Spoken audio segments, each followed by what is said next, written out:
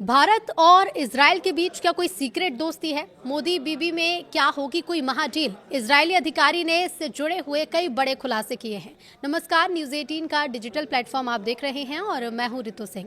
भारत और इजराइल के बीच अब जो डिफेंस सौदे हो रहे हैं वो मेक इन इंडिया के आधार पर हो रहे हैं। ये डील का 50% से ज्यादा हिस्सा और करीब 60% तक पहुंच जाता है। पीएम के दौरे में आयरन डोम की भी चर्चा है। भारत के प्रधानमंत्री नरेंद्र मोदी इस हफ्ते आधिकारिक दौरे पर इजरायल का दौरा कर रहे हैं। इस दौरान वो इजरायली पीएम बेंजामिन नेतन्याहू के साथ द्विपक्षीय बैठक इजरायली संसद को संबोधित करेंगे। इस दौरान दोनों देशों के बीच रणनीतिक और रक्षा संबंध के क्षेत्र में गेम चेंजर समझौते होने वाले हैं। भारत और इजरायल ने पिछले 10 सालों में अपनी डिफेंस सेक्टर को तेजी से बढ़ाया है। Stockholm International Peace Research Institute यानी कि SIPRI की रिपोर्ट के मुताबिक भारत पिछले कई सालों से इजरायल का सबसे बड़ा डिफेंस कस्टमर बन गया है। साल 2020 से 2024 के बीच इजरायली हथियारों की कुल बिक्री का 34% हिस्सा भारत का रहा है। Israeli ministry of defence international defence corporation directorate के आंकड़ों से ये पता चलता है कि इस दौरान इजरायल ने भारत को कुल लगभग 20.5 अरब डॉलर के हथियार बेचे।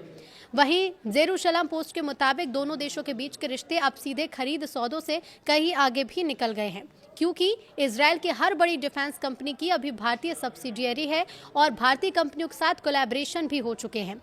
जेरूशलम पोस्ट के मुताबिक इन कदमों का मकसद इजरायल डिफेंस को पीएम मोदी के मेक इन इंडिया और आत्मनिर्भर भारत से जोड़ना है। पीएम मोदी के इजरायल दौरे से पहले ब्रिगेडियर जनरल याइर कुलास, जो SIBAT के प्रमुख हैं, उन्होंने जेरूशलम पोस्ट की रिपोर्ट में ये बताया कि कैसे युद्ध के दौरान भारत और इजरायल मिलकर काम करते हैं। उन्होंने खुलासा करते हुए कहा कि इजरायली रक्षा मंत्रालय के डायरेक्टर जनरल आमिर बारम ने भारत को एक अहम देश बताया और रिश्तों को गहरा करने के लिए मंत्रालय के सभी डिपार्टमेंट प्रमुख के एक डेलीगेशन को खुद लीड भी किया। उन्होंने कहा कि युद्ध के दौरान भी भारत में बने हथियारों से लदे जहाज इजरायल पहुंचे। वहीं कारगिल युद्ध के दौरान भी इजरायल ने तत्काल भारत की मदद के लिए भारी मात्रा में गोला बारूद भेजे थे। इस सहयोग का एक बड़ा उदाहरण अडानी कॉर्प है, जो एल्बिट सिस्टम्स के हर्मीस 900 पर आधारित भारतीय दृष्टि 10 स्टारलाइनर ड्रोन बनाती है। उनके मुताबिक भारत एक सच्चा पार्टनर है और युद्ध के समय भारतीय हथियार इसलिए खरीदे जाते हैं क्योंकि भारतीय कंपनियां इजरायली इंडस्ट्रीज के हिसाब से प्रोडक्शन करती हैं। इसके अलावा भारत ने भी भारी मात्रा में इजरायली हथियार खरीदे हैं। उस दौरान लेजर गाइडेड बम, खुफिया जानकारी और सैटेलाइट इमेजरी इजरायल ने भारत को दी थी। अब इसके अलावा कई डिफेंस एक्सपर्ट्स का ये कहना है कि भारत ने पाकिस्तान पर जिस सटीकता के साथ हमले किए थे वो बहुत हद तक इजरायल के सटीक हमलों से मिलता है। ऐसे में SIBAT के प्रमुख के मुताबिक 2012 में भारत ने $300 मिलियन के इजरायली हथियार खरीदे। 2013 में भारत ने इजरायल से $700 मिलियन के हथियार लिए। साल 2014 में इजरायल ने भारत को $1 अरब के हथियार बेचे। 2007 में बराक एयर डिफेंस सिस्टम की बिक्री के समय $3.4 अरब की बिक्री हुई। 2023 में हथियार बिक्री लगातार घटकर $880 मिलियन हुई। 2024 में इजरायल ने एक बार फिर $1.1 अरब के हथियार भारत को बेचे। 2025 में इजरायल ने अनुमानित $1.5 अरब के हथियार बेचे थे। कुलास ने यह बताया कि भारत और इजरायल के बीच अब जो डिफेंस सौदे हो रहे हैं वो मेक इन इंडिया के आधार पर हो रहे हैं। ये डील का 50% से ज्यादा हिस्सा और करीब 60% तक पहुंच जाता है।